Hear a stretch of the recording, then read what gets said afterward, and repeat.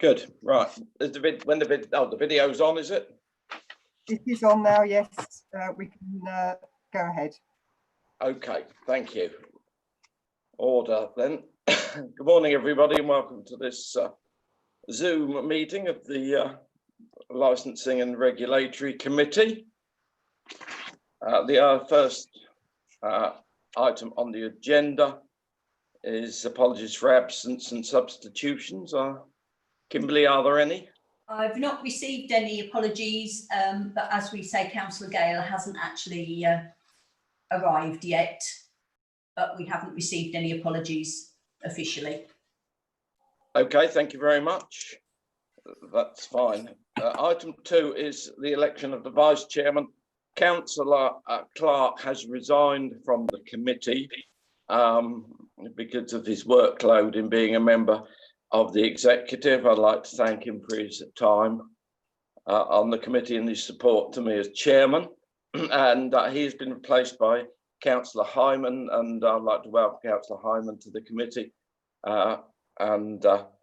We now have to elect a vice chairman for the committee, and I'd like to call for nominations, please. Chair, it's Ruth Reid. I'd like to nominate Councillor Michael Goodridge, please. Thank you very much. Would anybody second that? Yes, Councillor Keane. Councillor, there's a number of hands gone up. So I've seen Councillor Keane and Councillor James and Councillor Ellis have all seconded that. So I have that has been proposed and seconded. Are there any other nominations? Is that agreed? Agreed. Thank you very much. In that case, Councillor Goodridge is elected as Vice Chairman of this committee. Thank you very much, members. Appointments to fill vacancies on the Licensing and Regulatory Committees. Kimberly, can you tell us where we are with that, please?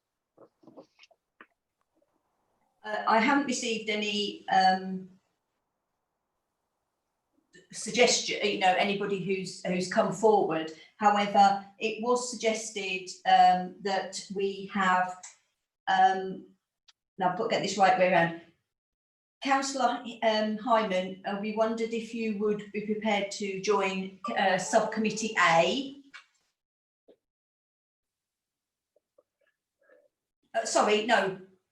The general purposes. Sorry, Councillor Hyman. I'll have to have a look and see how much work's involved in that, and a lot of that might depend upon because I work, and Is there anybody who would like to?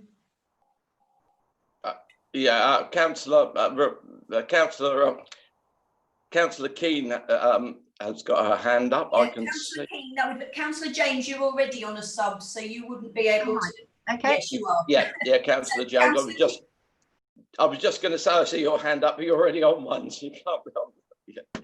So, Councillor Keane, you would like to nominate yourself for general purpose or the general purposes, or both? General purposes, I believe. Jackie, you're muted.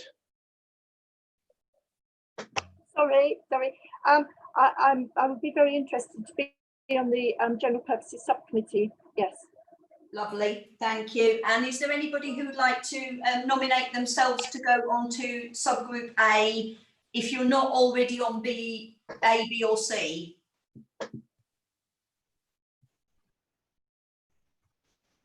That sounds like a silence. Okay, Councillor Keane, do you fancy doing both? I think I'm already on subcommittee B. Yes, you are. Actually, I think you are. Who isn't on any of them? Sorry. Councillor Martin, what about you? Yeah, I can, but am I on one? Sorry? Am I on one already? No, you're not on one. Okay, I'll go on that one. Oh, yeah. Okay. Thank you very much. That's sorted then. You've noted that, Kimberly? I have, yes, thank you. Thank you very much. Thank you. Okay, are there any declarations of interest that have been received? None received, Chairman. Thank you.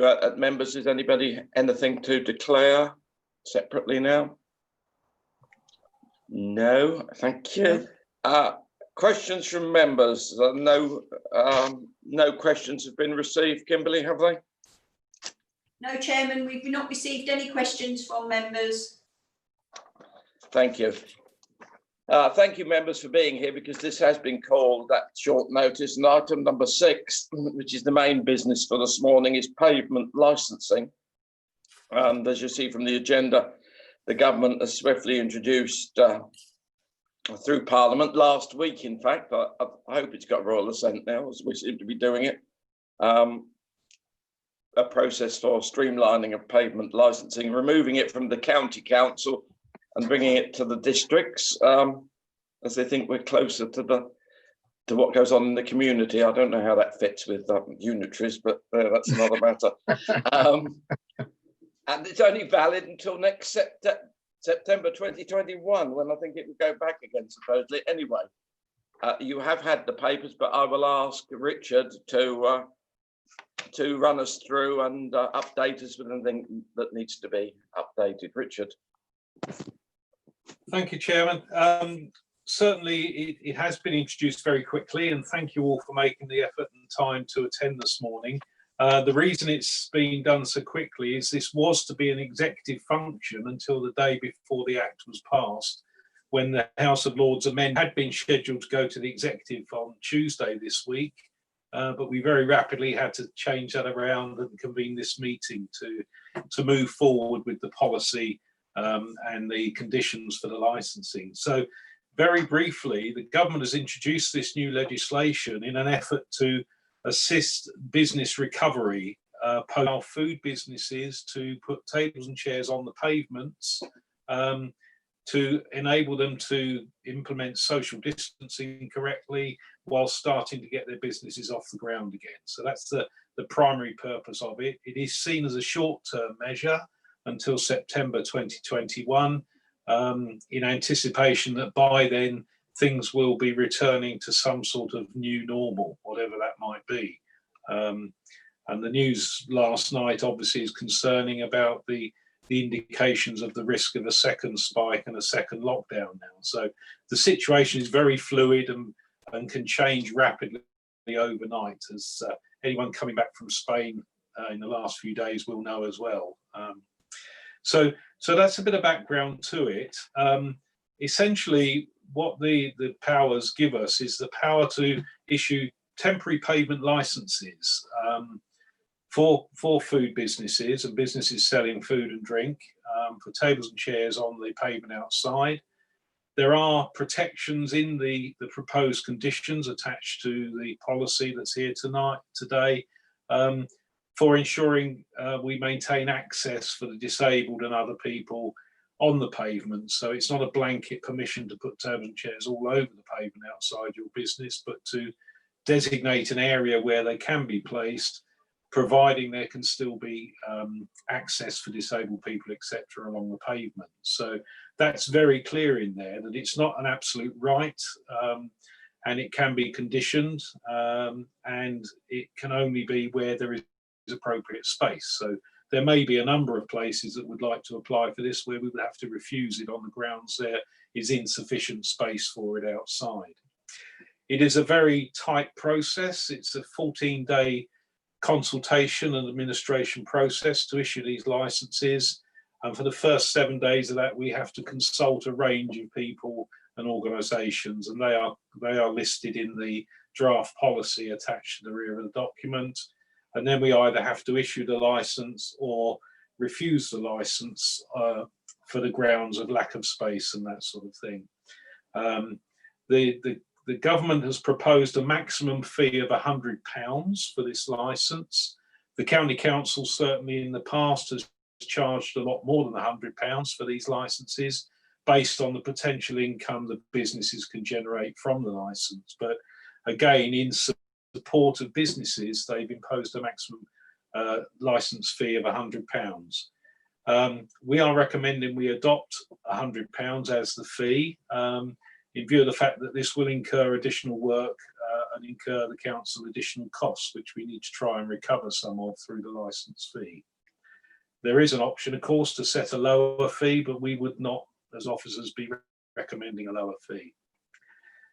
There is a provision in there also to allow premises with an on-sale alcohol licence to sell off sales without applying for a variation to their licence during this temporary period. And this again is to support businesses, but they have put a time limit on that off sales in the legislation now, so that it cannot continue after 11 o'clock at night, even if their on sales licence goes beyond that. And that's about protecting the community and avoiding creating nuisance and disturbance through off sales after 11 at night. The draft policy is attached. We've been working with other Surrey boroughs and districts and the county council to develop a consistent policy across the county, and the draft policy attached is based on the work we've done with other boroughs and districts and the county, and the conditions attached to the licence are also on the back of that policy. They do include a couple of national conditions. One is about no smoking areas, and the other one is about disabled access and ensuring clear routes for disabled people. So the policy is there with a recommendation that you recommend the council adopt that policy at its meeting on the 11th of August, and we can then begin the process of administering these licence applications and regulating the process. I think I've said enough there, Chair, but happy to answer any questions. Thank you very much. Yes, that seems to cover it. I think I am aware, because of colleagues, because I did ask before, that the county list has been transferred, so we know where these are. And in the borough of Waverley, there are currently 3 licences. So it seems that not that many places are licensed to do this currently.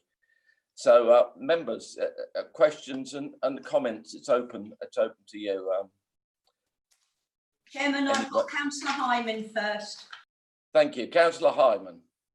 Thank you. Well, I've got an awful lot of questions, actually. I thought that this should be a very simple, very quick thing that we can put through. But if we work on the, you know, without having to look at it too much, but I don't think anyone's actually read the paper. There's so many typos and errors in the papers that we've got here that I really think we should go through them now rather than burden the council meeting. It would be much better to do it now than at the council meeting, surely, to do that. I'm sure you've noticed that yourself.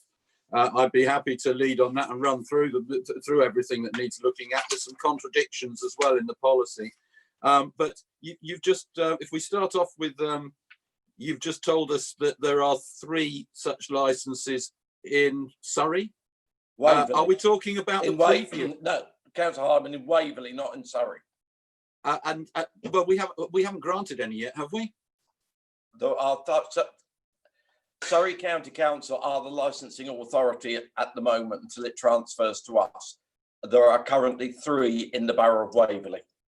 Okay, that have been granted in the past week or 2, you're saying? Or are these pavement licenses granted under the previous or existing act? Yeah. So there are none at the moment of these, in fact.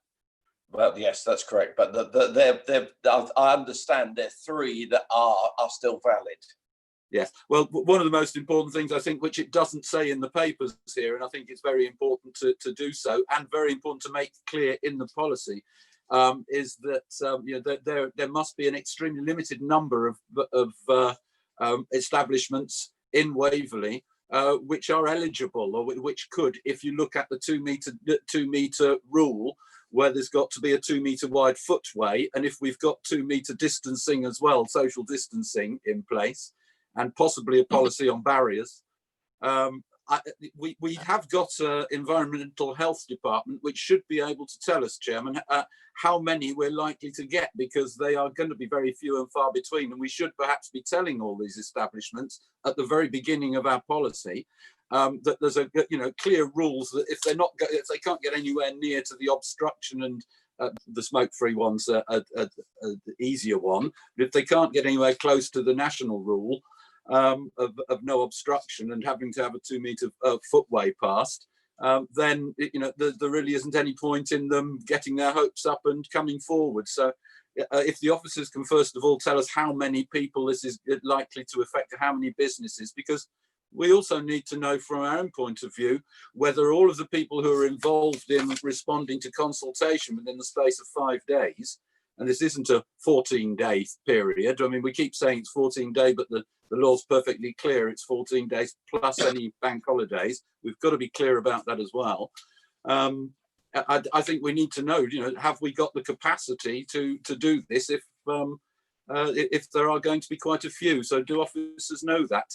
And do you as chairman want to go through this and make sure we get it right so that we correct the errors that are in there? Thanks. Well, I think it would be wise if you brought to our attention any errors that you can see so that we can deal with it. Okay, well, can we start off with, rather than the officers write down a list of 20 questions or whatever, can we deal with them one at a time as we go through? And if other people have, the same as myself, gone through this document in detail and would like to lead on it, I'd be happy for them to do so. That's obviously your option as chairman, but we need to find out who's been through it with a tooth comb, because it hasn't been proofread, this, and if we're bringing it to council, we don't want to look bad. Well, indeed. I think perhaps if you'll put down what you've seen first, and then others can bring up what they've seen, and we can get it all right. Okay, so, Chairman, would you ask an officer, please, to advise you in respect of how many we would be expecting and whether we have the resources in place to be able to, at the moment, to be able to respond? I mean, there are things like it requires the portfolio holder for economic development, who's a difficult man to get hold of because he works, responding to within very short time periods and that sort of thing. I want to make sure we're capable of this, of doing what we're about to say. Thank you. Richard, can you comment on, I think it's going to be difficult, on how many we would expect. Okay. But obviously they've got to be within the rules that we lay down. If they're not within the rules, well, they're going to get turned down. But how many would we expect, and have we got the resources to do it? Thank you, Chair. Firstly, I'd apologise if there are typos and errors in this. As I said, this was turned around very quickly as a result of changing the legislation by the government. So I think I had about 12 hours to rewrite the report. So I apologise for any errors in it. And obviously we will correct those before it goes forward to full council. In terms of how many premises might apply, we have looked at the figures for the number of businesses registered with us and taken a judgment on that based on the criteria that people have to meet to be able to apply. And we estimate around 60 premises might apply for the licence once they've looked at the eligibility criteria. And we're happy that we can accommodate that number of applications within our existing resources, given the additional small amount of income it will generate as well. So we're happy we will be able to cope with the deluge of applications we'll receive. We think a maximum of 60 probably. We are aware that some businesses have already started putting tables and chairs out, some of which won't be allowed to once the licensing regime is started. And we are in the process today of signing off a letter to go out to all businesses, advising of the new legislation and what they need to do to comply with it. Thank you. And I'm right, Richard, can you just confirm I'm right in believing that this only applies if they're on the public pavement? If they've got their own private area between their premises and the pavement, they can be on there and don't need a licence. You're absolutely correct, Chair. There is always a bit of confusion between pavements and private frontages. If I give an example of Wetherspoons in Godalming High Street, a large section of the frontage there is private, and there are actually a set of brass studs in the pavement to delineate between the private area and what is actually the public footpath. So not all food businesses will require a license to put tables and chairs outside their business if they've got a private forecourt adjacent to the footpath. So it's not a clear-cut position in some areas where there are private forecourts adjacent to the public footpath. Thank you very much. Councillor Hyman. Thank you, and Richard. Yes, I'm well aware how overworked you are in your position, and it was not a criticism of your drafting or whatever. I accept it as being a draft, and that you know, we're here to do the job of making sure that what goes to council is the best we can do. And I don't want to assume that this is temporary. Very often, things which are temporary strangely happen to become permanent. As we found with the Riverside car park recently in planning. And, you know, so let's assume that we might be allowing people to use pavements in the future, obviously, because provided they're not only being allowed at the moment because the roads have been narrowed or whatever, as outside one or two places in Farnham. But let's get on with it and hammer through. Can I just, can you just confirm, first of all, that the officer reports that we've got here, which is from pages, starting on page 7 through to 13, do we intend to send that out to members on Friday as a council paper for the extraordinary council? Because if we intend to send this text out, then I'll run through that quickly. So can we just have officers confirm, is this the text, or have we got another one that's been proofread and checked through? Councillor Hyman, with your indulgence, Chairman, yes, we will be sending out the covering report as well as the policy. I might suggest that we take typos and going through the report for typos offline rather than taking up all the committee's time. Well, I haven't got time to do it offline because I've got end of month commitments for business, so I can't. I do it now or I don't do it at all, and I think that's what we're here for. And if we hammer through it quickly, we'll get it done within the hour that we have for the meeting. Otherwise, I've got to sit down and write it out for you. Hammer through very quickly then, please, Councillor Hyman. Right, okay, bottom of page 7. Second line from the bottom, when premises license, foes not allowed. Can we change that to does? Somebody circle it. Can we have an officer who's responsible for this, please, so that, just so that we know that someone is writing it down or circling the bits. I'm sure Kimberly will be noting them as we go along. Okay. Great. Okay, right, Kimberly? over the page to Yes. the top of page 8. The second bullet point in the recommendation, the second part of the recommendation, says we set the fee for a pavement license at £100. We don't really have that's not really necessary as a recommendation, because it's on page 19 at 3.2 of the policy. And there's always a danger if we have something in a recommendation. Yeah, but Chair, you do Wait, have to agree that figure. It's in the draft policy and the report, so you do have to confirm that that's the fee you're setting. Councillor Hyman, we have to agree it for it to come into the policy. Otherwise, if we agree the policy and it's in it, is that not sufficient? No. I thought there should be. Yeah, because you get a problem if we're updating this in future. If it's not temporary, if we're updating it in future and we don't realise that it's in the policy as well, we wouldn't normally have the amount stipulated in the policy, you see. And so there's always a danger that one will get changed, but not the other, because we didn't know. Okay. We'll discuss that with our legal officers afterwards. But we've noted what you've said. Thank you. Okay, if you'd like to. The other thing, of course, I've pointed out that in the third bullet point there, it says there's a delegation to in consultation with the portfolio holder for operational enforcement services, which is Councillor Palmer. And again, a matter for you to take offline is to does he have time and required availability, and you know, also holidays. If he's going on holiday, we're going to get quite a lot of these in a short period of time, and that needs to be taken into consideration if he's going to be the person that it's delegated to. Yeah, can do I we just have check? Thank you, Councillor. Can I check, Richard, with you, as it's not an executive yes, Chair, that's one of the things I've missed, because I did change the delegation in the last bullet point to the chairman of the Licensing and Regulatory Committee. Yeah. That bullet point 2.3 also needs to be changed to the chairman of the committee rather than the portfolio holder. Thank you. Thank you very much. Okay. We'll make that alteration, please, Kimberly. Yeah. You're Thank frozen, you. I'm afraid. Thank you, can't hear me Councillor telling you Hyman. that. Please continue. So we'll just pause a minute. Unless it's me. Can anybody no. confirm that Councillor Knowles has frozen?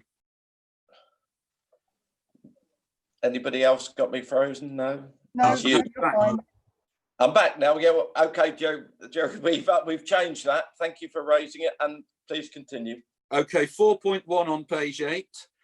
You'll see there's a bullet point there, which is a new temporary pavement licence. But you'll see then the second bullet point doesn't have a bullet, and it just wants formatting. So someone circle that, please, if they would. Thank you. Continue.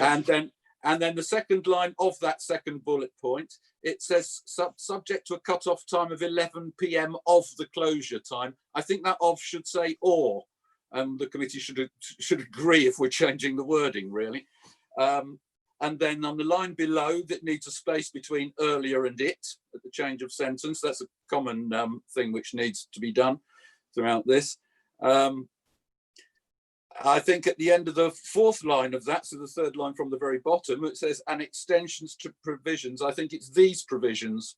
I think we have to insert the word these, can only be made where it is deemed. And then the rest of that sentence, it says reasonable, necessary or appropriate.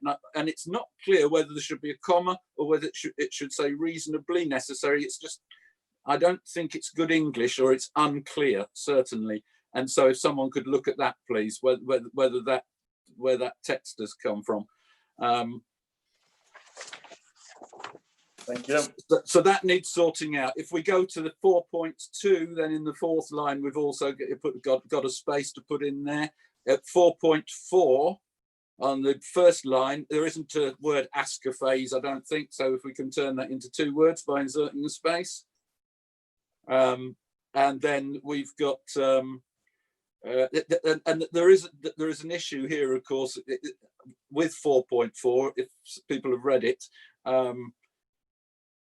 It says where the guidelines will have considerable impact on the capacity to accommodate customers. I mean, you've got to look at the space that's available. For instance, the Queen's Head in Farnham, there's no way that you could possibly put anything outside the front of it. And we do need to be particularly careful. I think I understand what Richard has said, but there could be quite a lot of people who are very busy trying to get their businesses up and running as fast as possible, don't have time to go through pages of a policy. And the first thing we should be making absolutely clear to them is whether they should waste 100 quid applying for something that actually, they're very unlikely to get. We need to make the most important criteria really clear at the beginning of the policy and in whatever we send out to them, because quite frankly, otherwise we're just going to get an awful lot of people who are broke enough already, wasting 100 quid and getting really wound up because we didn't make it clear to them that they didn't stand a hope in hell anyway. Or heck, hope, I don't know, hope in whatever. Anyway, 4.5, 6th word there, a space between new and act. So yes. It looks like somebody's read it. Yes. 4.7, we state there a 14-day determination period, and it's not. It's 5 working days, and that's our sort of working days, not the sort of working days that most of the applicants have, because they work 7 days. So it might be confusing for them. We need to be very clear about this. It says 14-day determination period, which is the sum of 2 5-day periods plus bank holidays. So it's not 14 days, it's 14 days plus bank holidays, or separated into exactly how the law says it. But we've got to be careful how we word this. 5th line of that, again, insert a space before the new sentence, which starts in addition. Yeah. And that sentence there is poor grammar, needs sorting. Just says, in addition, allowing representation to be made by consultees and the public. I think actually that should be merged with the previous sentence saying while allowing representations and deleting in addition. So having a comma while and delete in addition or something like that, if that's helpful. Because it isn't a sentence what's there at the moment. Again, if we go down to the 1, 2, 3, 4, 5, 6, 7, 8th line of 4.7, I think we need a space, and we might need a comma between license and and. At the end of that, it tells us that the national mandatory conditions requirements in relation to pavement licenses and conditions requirements, it doesn't read well to me. I don't know what it really means. I know sort of what it means. It then refers to section 3.6 of the Act, and I think that should be stipulated in the officer report what it contains, rather than force 57 councillors to go and have a look, as I did. And then it says the second is a national smoke-free condition. Actually, it's a no smoking condition. And I think we might somewhere need to clarify, because the point here is, Chairman, that there will be an area, if we grant a consent, grant a license, there will be an area where people can't sit with cigarettes, and people can't go if they're smoking cigarettes, outside, right next to the pavement. There has to be a 2 metre wide walkway, which anybody, i.e. me, either vaping or smoking a cigarette, could walk down, be right next to these people and right next to this smoke-free area. But actually, do you know what I mean? It's almost a contradictory rule. It's more a government problem than ours to try and sort out. But there's nothing to stop people from smoking there unless we have railings and gaps. So it's how are we going to police that, and do we really have a, well, at least we can say what smoke-free means. It says in our policy no outdoor heaters, none of those, not heaters, one of the smoking heaters. They're not allowed, but there's nothing about whether this applies only to cigarettes or whether it applies to vapes, and whether it applies to people who are stopping to chat to people as they walk past, as they're entitled to. So it's going to be difficult. Not within 2 meters. They're not. Well, okay, continue. Yeah. It's enforcement. We have to look at enforcement, Chairman, don't we? Yes. Yeah. No, I know. Is that your phone? It is my phone. You continue. Take it. Okay. Yes, just also note, please, because in case I forget later, do we have a policy on fencing and railings? Because that could be very difficult to do, and we certainly would need to sort that out in advance, I think. Then when we get to the next page, page 10, where it has the bottom half is off sales. I'd like Richard to correct me if I'm wrong, but that actually really isn't anything to do with pavement licenses, as far as I can see. That's a separate issue that is in the same law. It's in the whatever law it is, planning and planning and whatever law act that's just been passed. But it's a separate issue completely, and to me, in some ways, it confuses it because it doesn't make it absolutely clear. This is nothing to do with what we're agreeing now. Because I just think we ought to clarify that, actually. I think I'll ask Richard to confirm, but this does allow them to do off sales outside without a license. Is that right, Richard? Yes, part of it, it's there for information for councillors, this section, but also premises without current outside areas technically could not sell drink for people to drink on the pavement outside without an off sales license. So this is relevant, but it's more for information for you at this point. But it is absolutely right that they need to be able to sell off sales for people to take drink outside and drink it. If the license only covers the premises, they need to be able to sell off sales for people to drink outside, which would be off sales. Thank you for clarifying that, Richard, because that raised something which I thought, well, can they just use this? Can a bar who really hasn't got any space outside the front, and so doesn't really want to put any chairs outside or whatever, they might have a garden or whatever, can they use this act to simply apply for off sales that they don't currently have? And how many are we likely to have of those if that's the case? And do they know they can do that, and should we tell them? Have you thought about that? They do not have to apply for off sales. This gives a blanket permission for any premises with an on sales license to sell off sales. So it doesn't involve applying to us for permission for off sales. It gives a blanket permission to all premises with an on sales license to sell off sales from now, because the law is now in place. Which is what I was saying. So this actually, the off sales bit is a separate issue, and it really is information only, and not to be confused with the pavement licensing that we're doing at the moment. It's the law that gives them that off sale, right? Not the pavement licensing. No. So can we delete that whole section so it doesn't confuse, or would you prefer to leave it in there but make it clearer that it doesn't apply? I think we have a duty to inform members that this change in the law has happened, which is why it's... Yeah, I agree. I mean, the report is for members, so, and they should be aware. Otherwise, if we take it out, next thing they'll say, why are all these people out on the street with no license? We'll say, well, they're entitled to be.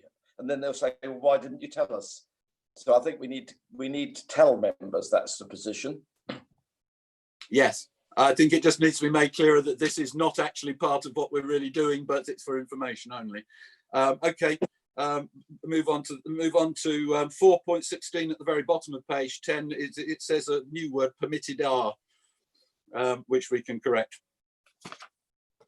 And then at the top of the first line of the page 11, again, we've got some extra dots and spaces chucked in the first line. And at the beginning of 4.17, the end of the first line is a word woodle, which I doubt is in the dictionary.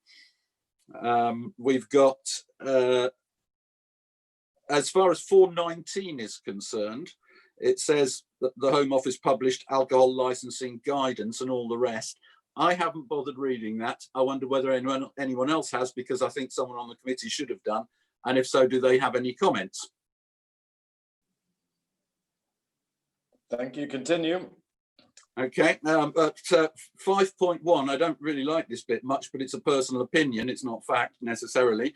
5.1 says the recommendations that help support the strategies aimed to support a thriving local economy, supporting local businesses and employment, while striking a balance with the aim of having a sense of responsibility for our environment. That's about as woolly as you could possibly get. I mean, we've got an aim of having a sense of responsibility. How do you measure that, whether you've hit that aim or not? And I just thought, would officers like to reword it before placing it before the council? I think that's the way it's going nationally. Everybody's got an aim of responsibility as to whether you quarantine when you come back, because they're not going to check. So I don't see that the officers can improve on that much, but we'll ask if they can. If I can share, it's a sentence which you could just as equally do without, frankly. Do you know what I mean? If a sentence doesn't actually do anything, Richard, get rid of it. Richard, if I can share, that wording is taken directly from the corporate strategy. Oh dear. Not something we're changing that, aren't we? Is taken directly out of the corporate strategy. Okay, thank you very much. If you can continue, Councillor Hyman, because we need to keep up with time. Yeah, well, that's why I thought better to do it now than at the council meeting. Yeah, keep going. 6.4, it's got 6.4.1, and it says a public sector equality duty assessment. I don't know whether that exists. I know that an EQIA, an equality impact assessment, exists, and I'd spell that with capital letters if that's what it means. But correct me if I'm wrong, that's should possibly be a quality impact assessment that it refers to, and it's just a confusion of words. If you go down... If I can share on that point, that should actually say by the government. Oh, it's been undertaken by the government? Yes, and it places, if you read on, it places a duty on local authorities to have regard to the need to eliminate unlawful discretion. Okay, so we're going to replace the word council with government. Yes. Yeah. Are we going to replace the word duty with impact, though, is what I'm querying, really? The officers, can you check that which is right and get just put it correct? It may be those are the words that have been used by the government in this, in which case we must stick with it. Okay, continue, please, Councillor.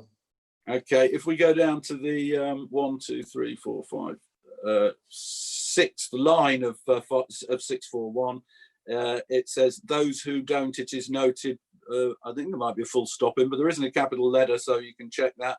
The next line has a new word, provision for, which we could put a space into. And the last line of that says have without an E on the end of it.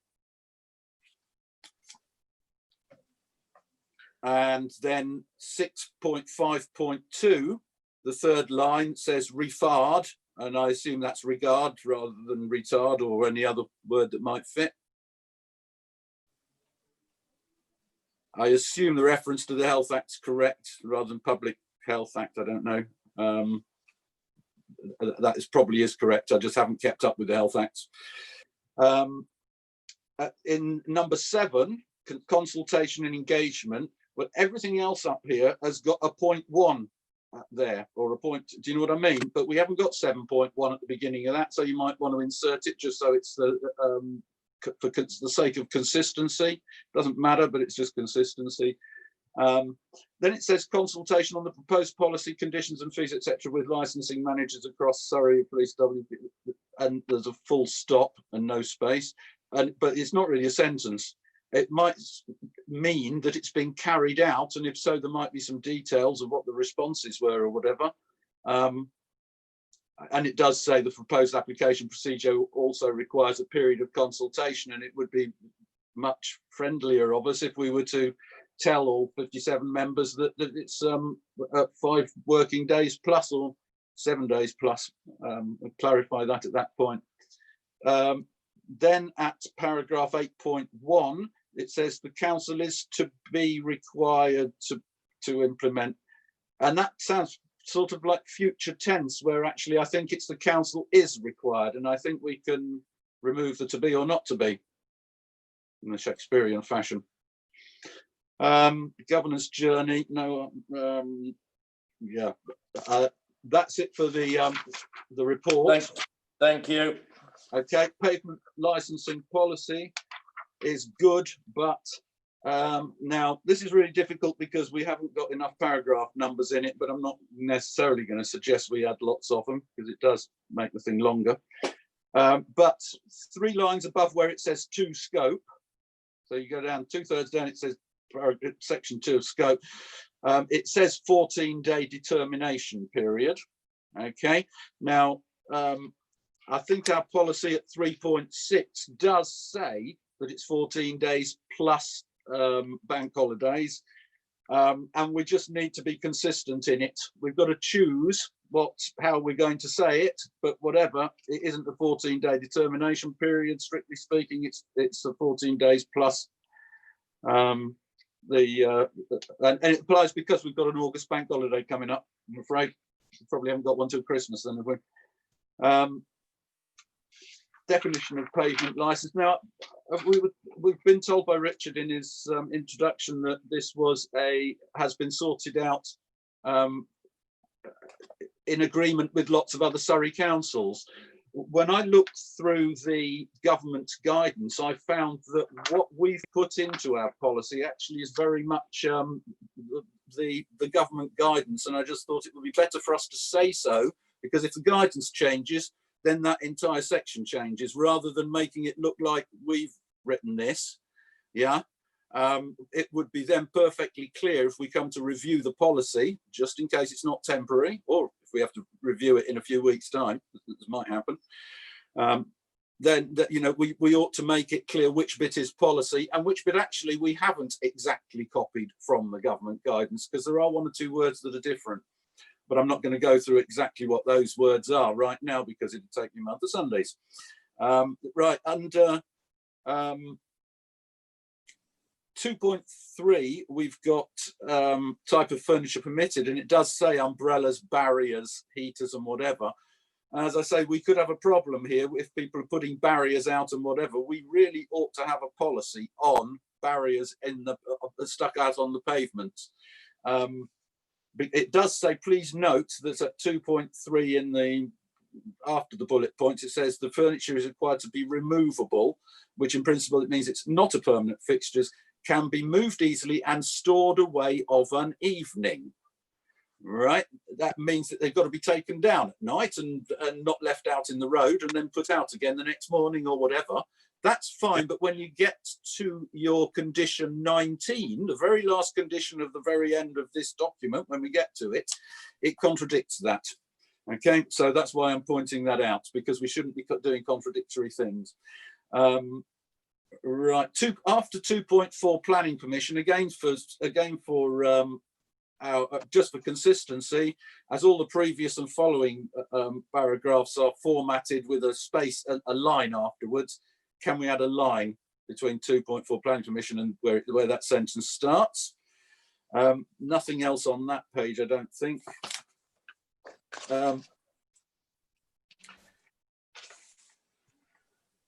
I did note that the second bullet point on page 19, which is the first that's got a point, because where it says a risk assessment demonstrating how the applicant will manage social distancing and the conflict between pedestrians using the footway, those using the tables and those queuing to access the premises. I think we're almost asking them to do the impossible, and I'm very worried about giving people conditions where they're being asked to do what's almost impossible. But that's just something to note. You might need to take that. Right. With the if we move down to 3.3 consultation, you'll see that starts by saying applications are consulted upon for 7 days starting on the day which a valid application was made to the council. It's not, it's 5 days plus, which is 7 in practice, but 8 when you've got a bank holiday in there. So again, we need to be consistent in the approach we're taking to how we measure these periods of time, so that we're not misinforming people and can't have it thrown back at us. Where are we? Okay, down at the bottom of that page, on page 19, the second one up from the bottom, all the others say Waverley Borough Council planning, Waverley Borough Council environmental health. That one just says Waverley Council estate management, which sounds a bit odd because it sounds like the management of council estates, where it means Waverley Borough Council estate management. So that wants a word putting in. Bottom of 3.4 on page 20, again, 7 days we've got within there, starting the day after the application submitted. We need to make sure that that's 7 days plus bank holidays or whatever you guys decide. It's a committee decision, I think, as to what we recommend to the council. You know, how we're going to word this, but that's not the right way to word it. If we move on to determination, again, 3.6 determination on page 21. The first line there says 14 days after from the day after. 7 days for public consultation. It says 7 days to consider, and that's not strictly what the law says. It's because of the bank holidays bit, which is tiresome, but we have to point it out. And again, the bottom paragraph of 3.6 says the 14-day period, which means 10 working days in our language, but that is plus bank holidays. Approval of applications at 3.7. The second paragraph up from the bottom states that the council generally will only permit pavement licenses to operate between the hours of 0900 and 2200. Things which it says generally just leave a big loophole and are very difficult things for us to have in conditions, and they shouldn't. Conditions probably should not be worded with a word like that, usually or generally or whatever within it. So that needs to be thought about. Applications, it goes on to say applications outside these hours will be assessed in terms of the criteria detailed above. I think because of a lot of criteria in here, it should say site assessment criteria detailed above, or site assessment criteria detailed at 3.5 above, because that would clarify, you know, what that criteria we're referring to. Then it says the council, however, retains the right to specify. I don't think we need the word however, and I just think that wording needs looking at. So the whole of that paragraph needs the wording looking at by officers before it goes to council. So Richard, you got a job for the afternoon. At 3.8 on page 22, this is the bit where it talks about, you'll see it says if the council determines an application before the end of the determination period, which is 7 days, beginning with the first day after the public consultation period of 7 days, excluding public holidays, this is where suddenly people get confused because they've been reading about the 7 days and 14 days. And then they've now got a determination and this consultation period where, you know, honestly, if I was a pub owner and I was reading this, I think Councillor Hyman and officers, we can deal with these because you're constantly raising this. We can deal with this. The paragraph right at the start to say the 7 day period or whatever period does not include public holidays. Right at the start of the or a star or a sub, but right at the start of the document, so that is throughout the document. It means that then that's clear, and we can do that, but we need to make sure that whatever we put in there then is consistent with what's in each of the other places. Of course, yes, we highlight it for the whole document so that it's clear what it means. We can, yeah. 3.9 refusal of applications. It says. There's no statutory appeal process against decision to refuse an application. I just think there should be an A inserted there. Don't you, Chairman? Against a decision to refuse an application, which would read okay if we're proofreading it. Then we've got under 4, the third paragraph, so final paragraph of the conditions section.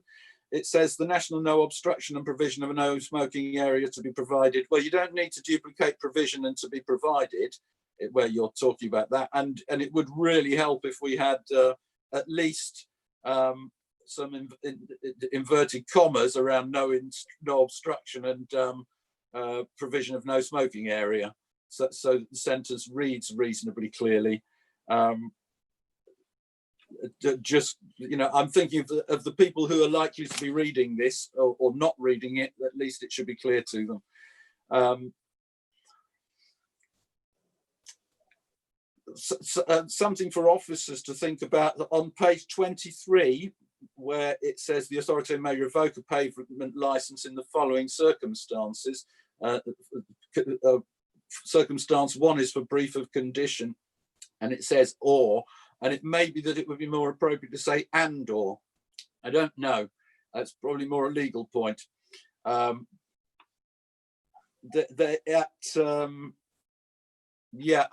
note that begins the first bullet.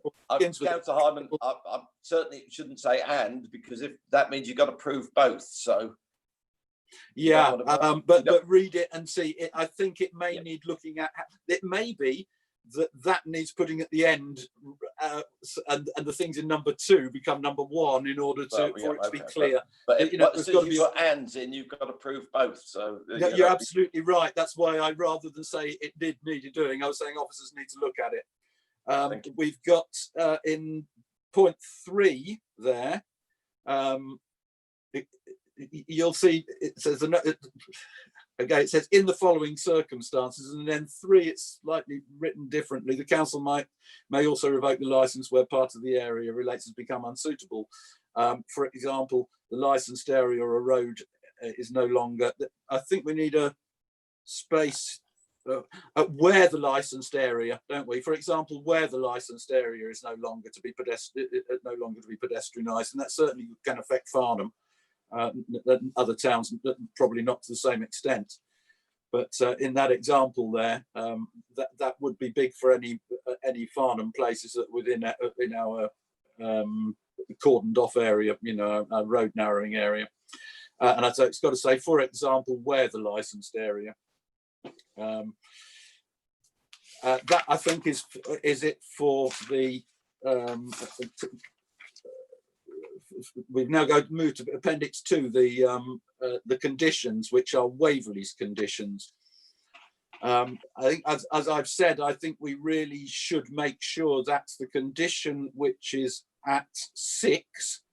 Okay, the method of marking the boundary of the licensed area must be agreed between the license holder and the licensing department. And we might be talking about barriers or whatever, and we'll probably have to have a condition as to guide people as to what barriers they might propose. Otherwise, they'll lose the £100. It says whatever is methods is agreed, a 2 metre clear walkway must be maintained for the use of pedestrians.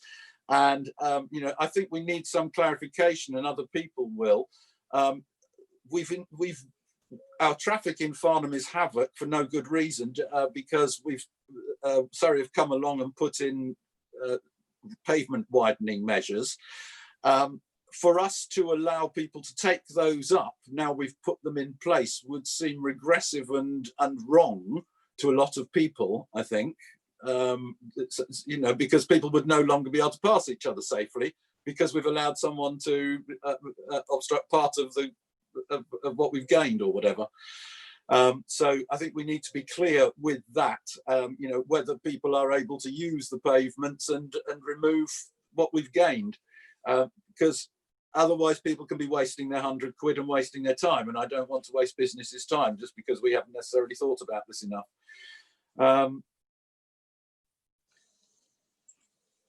Also, there's at paragraph 4, we've got Waverley Borough Council and/or Surrey are empowered to remove and store or dispose of furniture at the cost of the licensee if left there outside the permitted hours. The same with rubbish and whatever. Well, I would think because we've already said that this furniture has got to be removable, that means people can nick it or run up the street with it or whatever. So we should, I think, at least tell the people who are applying for licenses that any furniture should be marked with the name of the establishment. Because how on earth can we do our enforcement bit and charge them if we've no idea where the stuff came from, where it's been run up the road by somebody? You know what happens with cones and stuff like that, and I'm sure it'll happen with chairs and things if they're movable.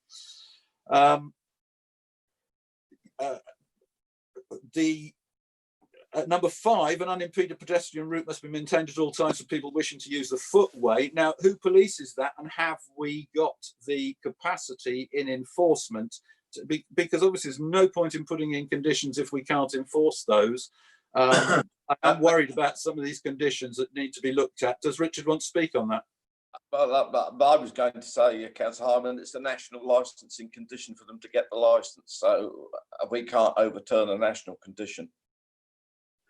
If I can, Chair, in terms of enforcement, it's ourselves as the Borough Council, the County Council and the police all have the power to enforce these conditions.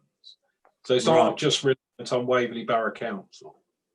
Sure. It's the practicality of this, and that's what people will look at, and we're putting these in place. And if it's a government mistake, or if it's something which is just difficult because of COVID, we have to accept that. But we do need to think about how's this going to work in practice when we're writing things out and putting them into our policies. We're at an hour already, Councillor Hyman. We're almost. Yeah, but I didn't write this. Whip on then, please. Otherwise, we'll have to deal with it outside the meeting. Again, we've got a license. We've got a condition number 7 where the second line says should not in normal circumstances. Excuse me, I'm going to say something. Please, could we have this outside the meeting? I am a retailer in Farnham. I'm actually very for this because people have lost their livelihoods for 4 months and we're pissing around about typos. I'm sorry, this is ridiculous. Chairman, our job is to make it as easy as possible. You don't realise that lots of these people have small cafes and small restaurants. This is their only chance of getting a livelihood back. You're absolutely right. You're absolutely right. But so we've got to make it as easy. Stop going on about typos. This has got to be passed as quickly as possible. Yeah, by the council, and that's what I'm trying to... Members. We've got to be more flexible in life.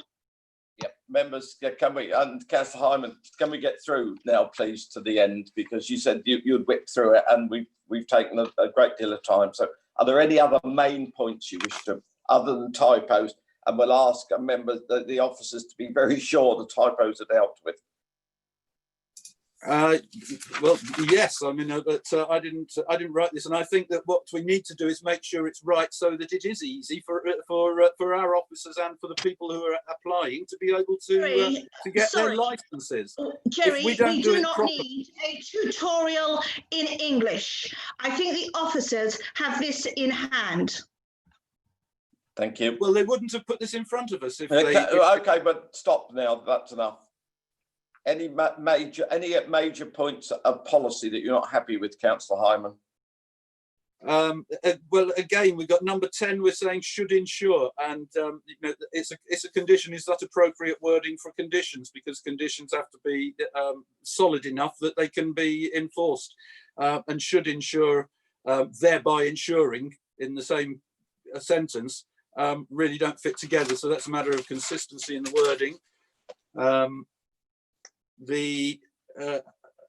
At 16, insert the in the third line of 16. At 17, we've introduced the word facility, which hasn't been used anywhere else in there, and so would be confusing for people who are, you know, any cafes and restaurants that are reading through this. I think we just need to make it clear that we're referring to the application site. And 19, as I say, it says the license holder must remove any tables, chairs and other furniture immediately at the end of the license period on revocation of the license. Well, that's in a way contradictory to condition 3, which says that they've got to remove them every night. This is almost saying that they are able to leave them out when they're not. No, I mean, clearly, if a license isn't... A license period under licensing means the hours they're allowed to operate. So their operating hours must end at whatever time we fix, but it won't be after 11. So they've got to remove them. That's the end of the license period. Yes, but there's an implication in there that where it says on revocation of the license, and obviously where the end of next September or whatever occurs, or sooner if we revoke it. There's an implication in there that they don't have to take them in at night, when we need to be clear that whether or not they do, because number 3 says one thing. So that's just a matter of clearing it up. Jerry, how about putting licensing period? That would solve your... I don't think that necessarily covers it, but what I want is for officers to go. I was going to ask, can we, officers, are we expecting them to remove them at night? Yes, Chair, we are expecting to remove them every night, but if we revoke the licence at midday on a certain day, they should remove them immediately. Oh, yes. Yeah. I just wanted to be clear that we did mean at the end of the licensing period means 10 or 11 or whenever. So that is what we mean. That means the licensing period each day, and we can put each day in there just to clarify. Put each day in to clarify. But if the license is revoked during the day on a particular day, they have to remove it immediately. That's what it's saying. Well, we only need one extra word, gentlemen, don't we? Daily licensing period. Absolutely. It's just a matter of making this dead easy for the people who are applying, and so they know whether to waste 100 quid or not, because they know exactly what our conditions are, and it reads easily for them, because they don't understand the wording that we normally use in the council. We have council speak and we don't even realise we're using it, but other people don't always understand it. Officers, if the licence isn't granted, is the £100 refundable, or is it not? No, it's not. Okay, I just needed to know. I think Jerry's phone's ringing now. Yeah, that's okay. Okay, is that it? Have you finished, Councillor Hyman? Almost. We're down to we're on page 27. Good.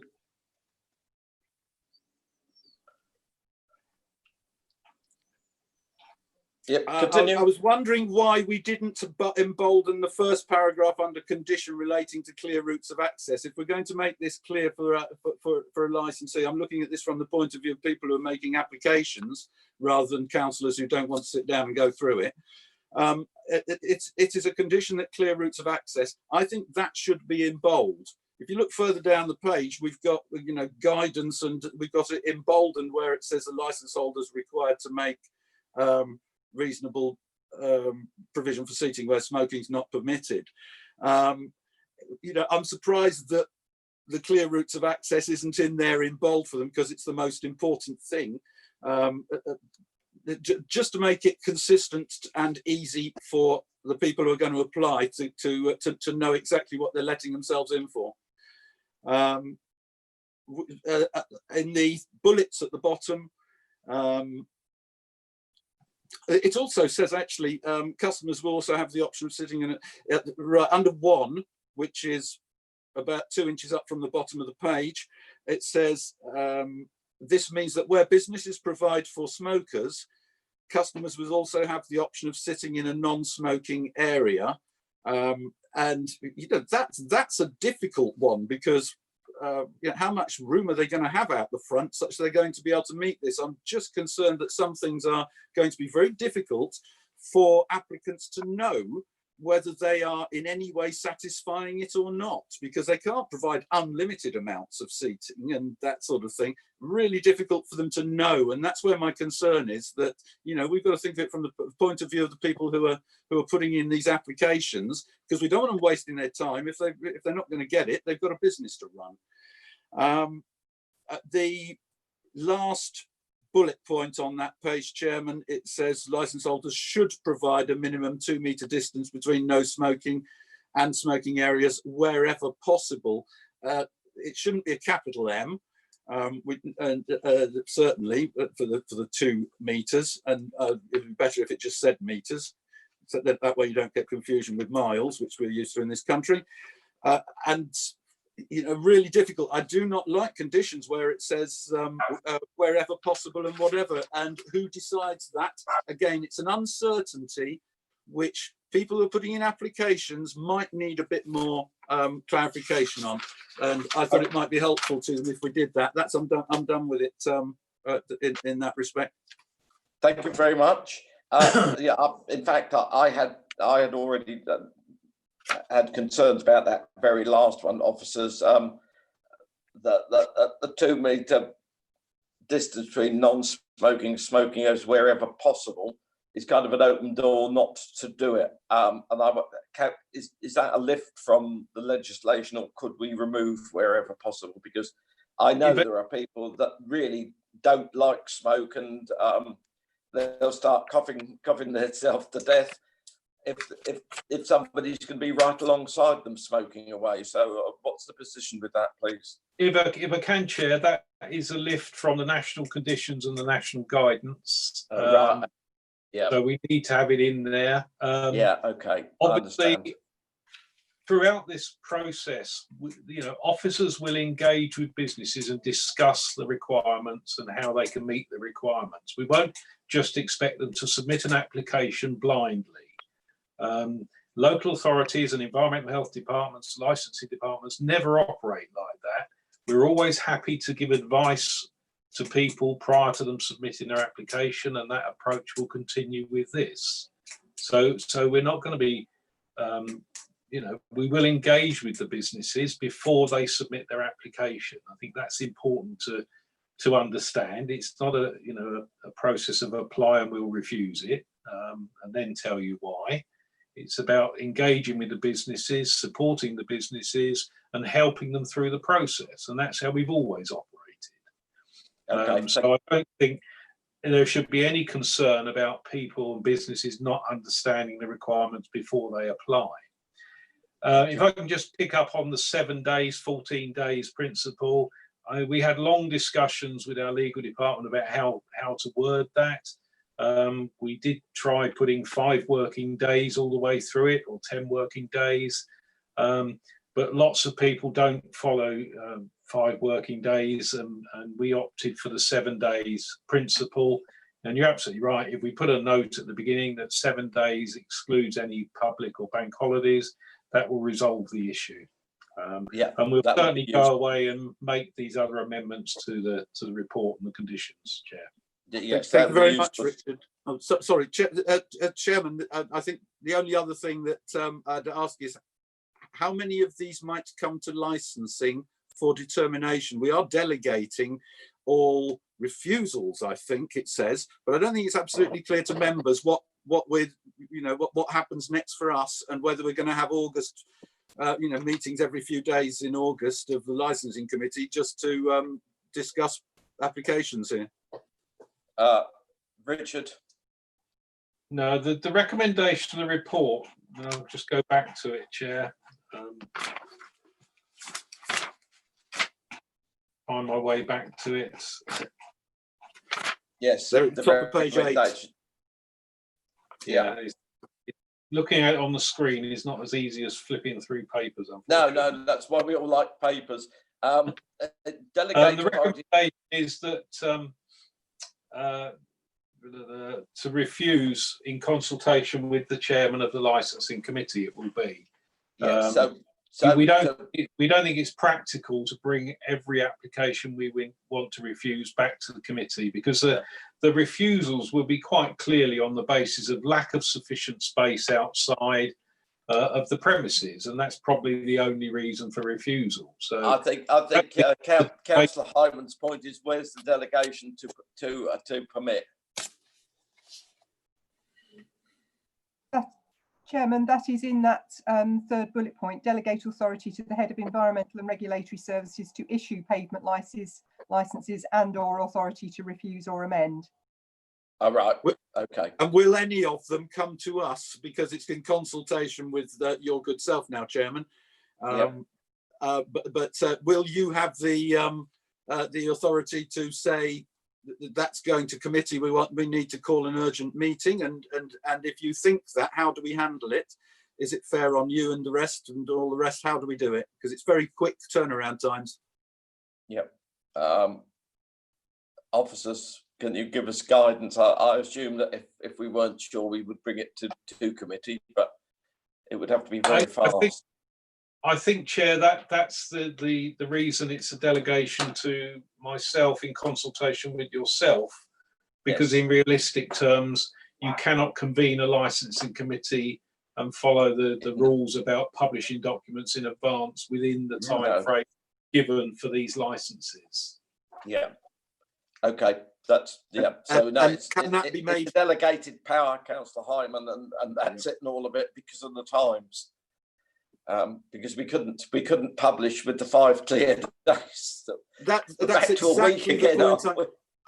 exactly the point I'm making, Chairman. And I think that, again, it would be handy if that was perfectly clear to members when we're putting this through, so that we know what it is, so that these questions don't arise at the council meeting. Because that's why I did ask if you would, and I very much appreciate that you allow me to run through this in this manner, rather than have to sit down and spend the next 2 days trying to put it in writing.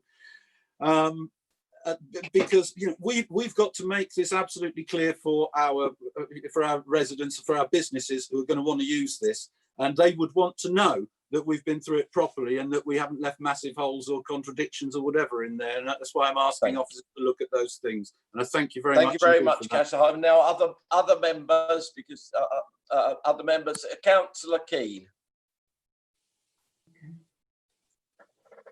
Thank you, Chairman. Well, I can understand Councillor Hyman's need to go through this document with a fine-tooth comb, but we've just spent over an hour going through typos and errors, and as the officer explained, this was put together within 12 hours. Now, can I please make a plea to any councillor that if they have any concerns about typos and that they contact the officer before a meeting, so that we don't have to sit through an hour of being told that there are errors in this document. There are errors, we accept that, but it's a document that has to be put together, ready for council. And I really feel quite sad that we've just spent an hour of Mr. Hyman telling us that there are errors in the document that Mr. Homewood has said was put together in 12 hours. It's a plea.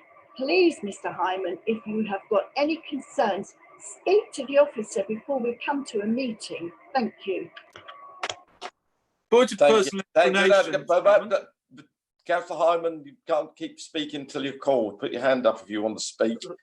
Sorry, point of personal explanation. I'm allowed to ask. Wait, whoa. you know the rules. You've been around long enough to know you don't just jump in. Councillor Thank you. Goodridge is next, Chairman. Sorry, who's next? Councillor Goodridge is next. Thank you. Thank you, Councillor Keane, for your remarks. I was going to make a general remark once we'd stopped, saying that in the future, I'd like, if there are major things like this, for somebody to go through it, to highlight them and send them around so that we've all seen it before the meeting. And I was going to make that remark. Councillor Goodridge. Thank you, Mr. Chairman. I'll keep my comments short, within a few minutes. I would like to compliment Mr. Homewood for his report. Okay, it's got some clerical errors in it, and to suggest the rest of the committee haven't read the minutes or read the papers is, I'm afraid, a little insult, because we all have read the papers. What I wanted to raise was, firstly, my understanding that Appendix 3 is as per the government have worded it. As for Appendix 2, is Appendix 2 the same as or very similar to adjacent authorities?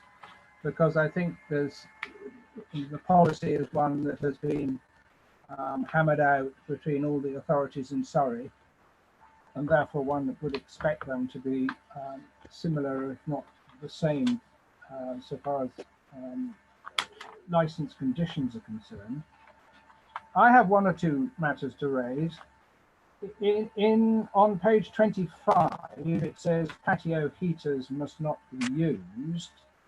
But then on page 18, we talk about licensees or people indicating the type of furniture permitted includes heaters. And there's a bit of an inconsistency there, that if patio heaters can't be used, and I suspect in December people might fancy a patio heater if it's cold. So I'd be grateful for an explanation on that. If we're being pedantic about English, while we're on page 18, 2.3, it says stored away of an evening. My understanding of English is stored away in the evening, which I think of an evening is not colloquially right. The distancing point, 2 meters, has been obviously mentioned. Also, section 3.1 of the inclusive mobility, without obviously stipulating what that provides, and no reference to find it. If access for the mobility impaired and visually impaired is more than 2 meters, perhaps we should say so.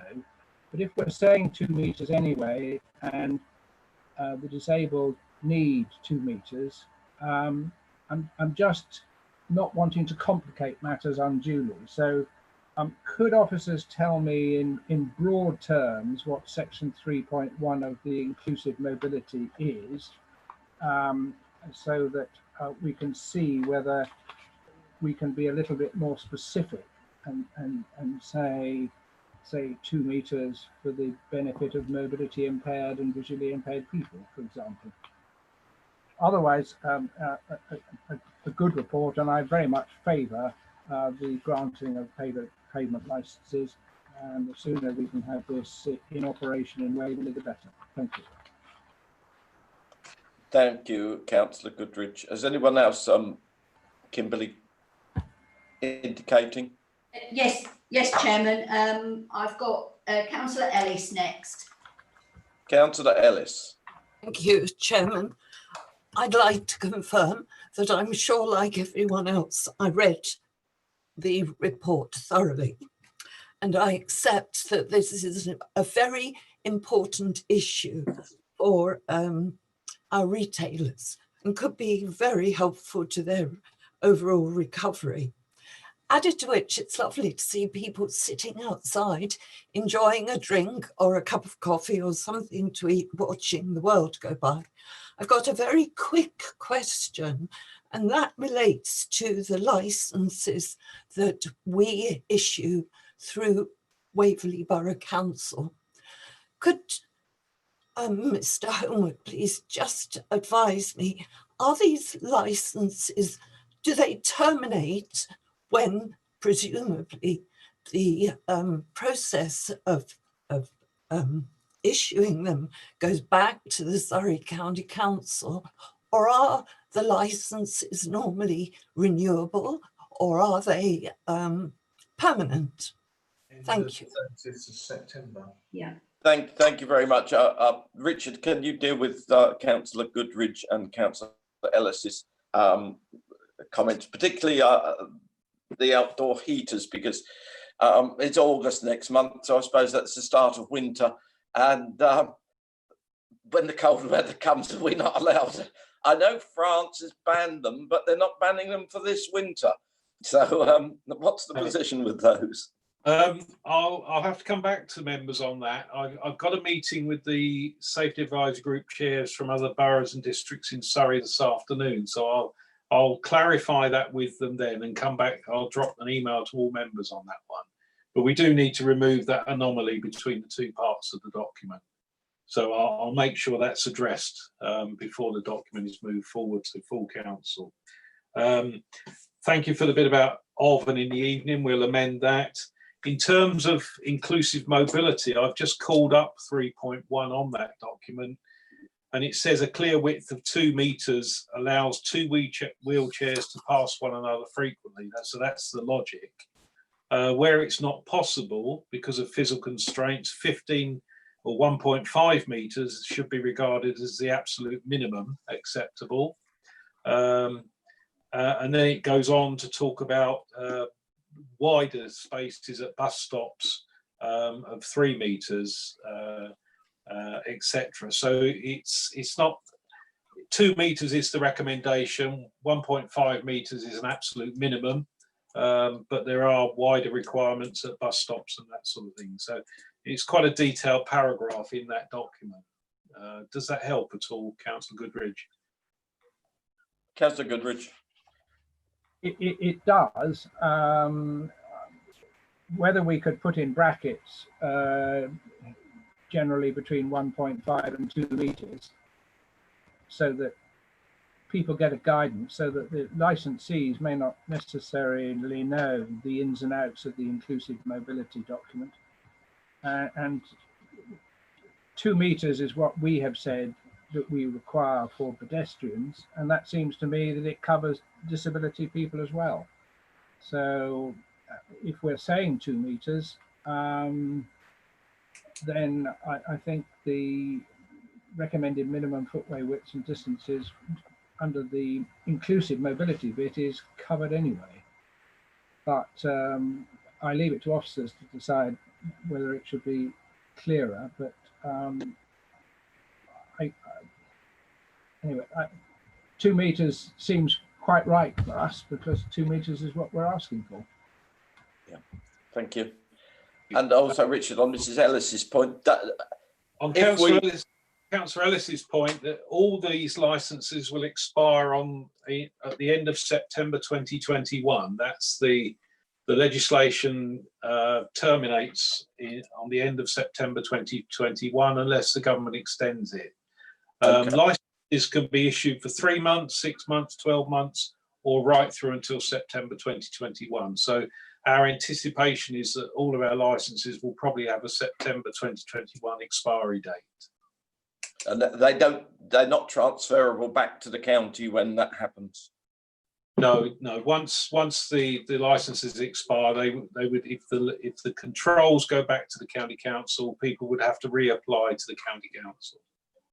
Okay, thank you. Well, I suppose it depends how long the virus and the emergency goes on, and we hold our breath to see when that comes to an end. I think the Prime Minister said yesterday we got it until the middle of next year, so let's not hold our breath.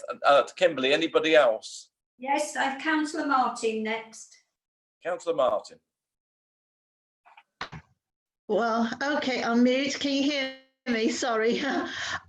Just after our hour-long English tutorial I just hope that our licensing and enforcement will be flexible and thoughtful over the next few months to help the economy to get going. It's the livelihoods of lots of independent small cafes and family-run restaurants that we should be supporting as much as possible. They've had the most horrendous past 4 months, and we're going to have to help them survive. This is the only livelihoods they've got. That's all I can say. Thank you very much, and of course you make a good point, but we do also have a responsibility for safety and making sure that nobody's irresponsible with the current situation. So it is a balance, and as an authority we must bear both parts in mind. Kimberly, anybody else? Councillor James next. Councillor James, please. Thank you, Chairman. Thank you for your patience, officers. I have to assume that Councillor Hyman believes that everybody applying for an application does not have the same understanding of English that he does. So on behalf of all the applicants, I apologise. And also, I would like to just remind other members that the first part of this agenda is a paper just for us. We're here to determine the policy, which is at the end. And quite frankly, again, I object to being told by Councillor Hyman that I'm not capable of understanding the difference between a typo and incorrect English. There is no incorrect English. There's either Queen's English or other English, and that is up to the individual to determine how they wish to write it down. So I am very happy with the officer's recommendations everywhere. The extra pavements that Councillor Hyman has inherited in Farnham, whilst is very nice at the moment, we are in a different world temporarily to accommodate everything. Years ago, people were given permission for windows. A war came and you have to black them out, but permission was already given. So you can change everything. At the moment, we're dealing with temporary things to accommodate everybody. So on behalf of some of us who didn't get an O-level in English, I am very happy with the papers. And usually, as in planning, as a matter of courtesy, if I've got a worry about a condition or something, I speak to the officers beforehand and they can come back, and quite often the recommendation is changed before the meeting even starts on something else. So can I just ask Councillor Hammond, who is very knowledgeable, in future to do all these things beforehand? Thank you very much, Chairman. But I agree with the recommendations, officers. Thank you. Thank you very much. Kimberly? Gillian Carson-Jones. Gillian? Hello, just a couple of points to pick up on some matters raised by Councillor Hyman for clarity in relation to the smoke-free legislation that was referred to regarding the Health Act 2006 and the regulations. That's also not only the people that are sitting in the restaurants, the passers-by has been mentioned, but also those that work in those places. I know that other members will be very familiar with that in the context of taxis being a place of work as well. So no change to the committee on that matter. In relation to the decision for it to be aligned at short notice, again, it was something that was dealt with very quickly and moved through Parliament before the recess on the 22nd. So there was a quick turnaround, and it was felt that you as a borough council would be well placed to deal with these matters, and that they would be more aligned with the Licensing Act provisions, which you're familiar with. And obviously we have those relationships already with businesses, as well as with the food safety and licensing aspects. Councillor Hyman also mentioned there were queries about risk assessments and whether businesses would be familiar with those. I have been working closely with environmental health colleagues in relation to matters recently with all the changing regulations we've been dealing with at short notice, and obviously their expertise. And members may also have noticed that businesses, in order to open, especially those food and drink related businesses, often have on display and subject to the reopening provisions in line with the other government regulations, a requirement to undertake a risk assessment. And some businesses in fact display a small A4 sign which demonstrates that they've given thought and consideration to those and that they are COVID safe. So those signs are already being displayed, and just matters that the businesses in question are very familiar with. In relation to the point about the 7 days in the bank holidays, again, I think the print deadline was very quick to turn around. And in fact, the guidance that accompanies the legislation, there is a conflict between that at the moment. The legislation, in fact, refers to 7 days, and that's the calendar days, so a week effectively. And the guidance refers to 5 working days, and they may be one and the same, but that's another reason I think why the discrepancy cropped up at short notice. But the points are noted in relation to the bank holidays, and of course, again, that was a last minute arrangement which can be incorporated in the policy. I'm very grateful for that. In relation to the guidance which was raised by Councillor Goodridge, that is government guidance on access to public transport and a best practice to create barrier-free pedestrian environments. And as you've heard, that's in relation to inclusive mobility. It's a document that goes back some years to 2005. And I note that we're hearing about 2 metre spaces in connection with COVID, so in a different context, but this is firmly in the 2005 guidance. And it also allows those people with buggies, children, families, etc., those with luggage, temporary mobility issues, so for example, a broken leg, or older people to navigate the streets safely. And obviously that's a concern and something that we should take into consideration. So I hope that's just clarifies a number of the points that were raised and will assist members today. Thank you. Thank you very much. That's most useful. Thank you. Kimberly. Who's next? Sorry, who? Richard Homewood. Oh, Richard, yes, please. Thank you, Chair. It was just on the point about the delegation to myself in consultation with you on refusals. It, paragraph 4.10 in the report does point out that the timescale for processing and approving applications is very tight. And that delegation is essential because the application is deemed approved if we don't make a decision on it within that time frame. So that's the reason for seeking the delegation to consult with you on refusals. Otherwise, the application will be deemed to be approved within. So at the end of the 14 days plus any bank holidays, it would be deemed approved if we haven't made a decision to approve or refuse it. Thank you. That's the logic for having that delegation to myself and yourself. Thank you very much. That's useful. Thank you. Kimberly. Jackie Keane. Councillor Keane. You're muted at the moment. Chairman, I think my question's been answered. Thank you. Thank you very much. Kimberly. Councillor Darcy. I wanted to first of all support Councillor Keane's comment about the people making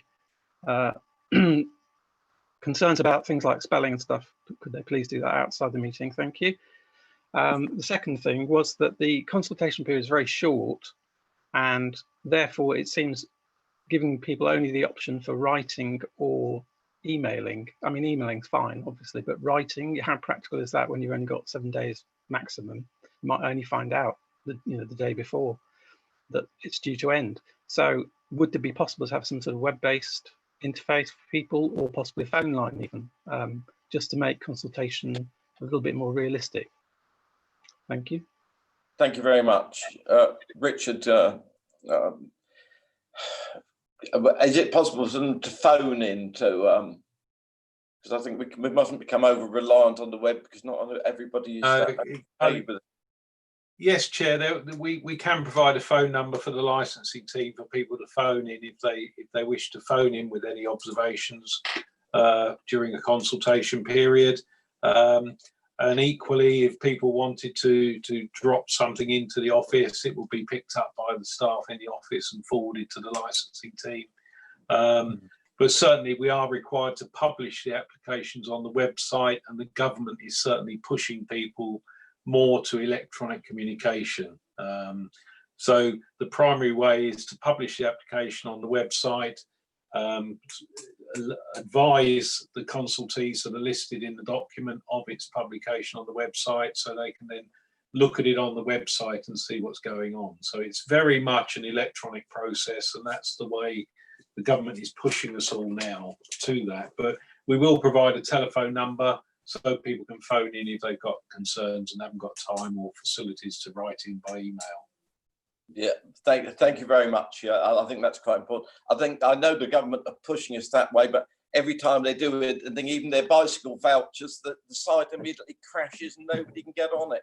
So it's okay pushing everybody there, but it never works, it seems. So I think it's essential we do have another way of getting in touch with us. Kimberly. Councillor Reid is next. Councillor Reid. Thank you, Chair.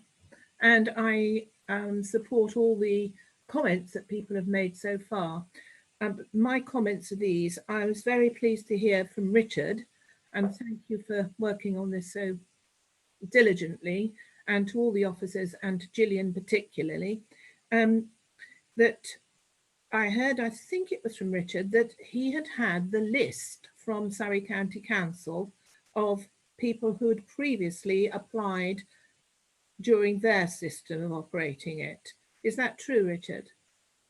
That's correct. They sent us a spreadsheet detailing all the existing tables and chairs licenses that they'd issued in Waverley. Thank you. And following on from that, a couple of things. I know that with the Surrey County Council application, they had a plan, a detailed drawing of the areas. Would that still apply? That's the first question. And the second one is, would the premises have to display the license so that everyone can see? Thank you. Richard. If I can, Chair, yeah, the other way around, yes, they will be required to display the license. That license on display will include a plan of the area that's licensed for tables and chairs, which they have to submit as part of the application.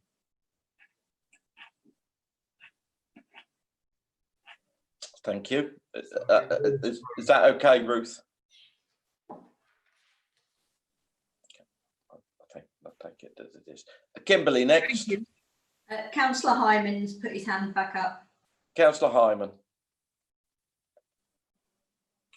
Thank you, Chairman. I just wanted to make a point of personal explanation that it's not my job to proofread, that this shouldn't have been in front of us in this form, and that, you know, somebody somewhere, and this has been a problem that's been going on for quite some time, and the only way to get it to save us this job is for someone in the council to read documents before they're sent out to us. Otherwise, if I hadn't taken the time to go through it, and I thank everybody for their kindness in appreciating my conscientiousness, you know, my job was to make it easy for the people who are putting the applications in. And I don't know why people seem to object to that so much. And I would perhaps refer to the Nolan Principles, Chairman, as it's a point of personal explanation, and the Model Code of Conduct, which the LGA has put out. You know, we do need to make sure that things are being done properly. Otherwise, we would have had 57 councillors sent this document, and many of those would have gone through marking up and looking at, and of course none of it would have been raised, and we would look terrible to the public if any members of the public read it. So you know, I'm doing what the Code of Conduct says we should be doing, and I would hope that members would not object to that, because it saves a lot of people a lot of time.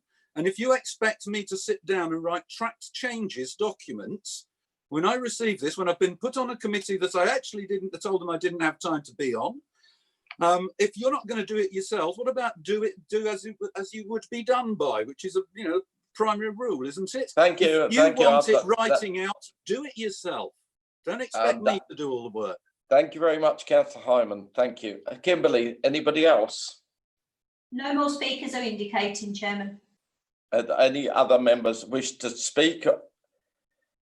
Richard, do you want to clarify or add anything? No, Chair, I'll just apologise once again for the errors in the report. No excuse, but it was done very quickly. And we'll try to make sure that in future these errors do not get through to you. Thank you very much.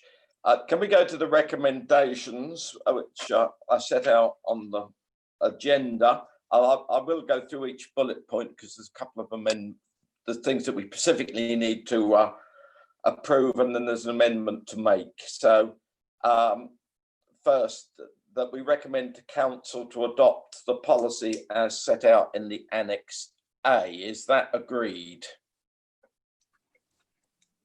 Everybody, to put your thumb up with the hand up. Thank you. Yes, I think that's agreed. And we set the fee for the pavement licence at £100. Is that agreed? Agreed. Thank you very much. To delegate authority to the head of environmental and regulatory services to issue pavement licenses and or authority to refuse or amend the pavement licence in consultation with the chairman of the licensing and regulatory committee. So that's a change from what is set out in the paper there. So subject to that amendment, is that agreed? Agreed. Thank you. And then as on the agenda, to delegate authority to the head of licensing and regulatory service in relation to enforcement powers under the new proposed legislation. Is that agreed? Agreed. Thank you. And to delegate authority to the head of environmental and regulatory services to make minor or consequential amendments to the policy and licensing conditions in the event of any amendments updating to the statutory instruments and or government guidance in consultation with the chairman of the licensing and regulatory committee. Is that agreed? Agreed. Thank you very much, everybody. Thank you for your attendance. And this has been at very short notice. In fact, Richard only phoned me on Thursday morning last week and said, could I do this Thursday? And I said, yeah, but can you get the paper out in time? Well, he did get the paper out in time, but yes, we have now corrected what is necessary. So thank you all very much for your attendance. And I hope you'll have a nice day in the sun now. Thank you. Chairman. Bye-bye. Thank you. Thank you.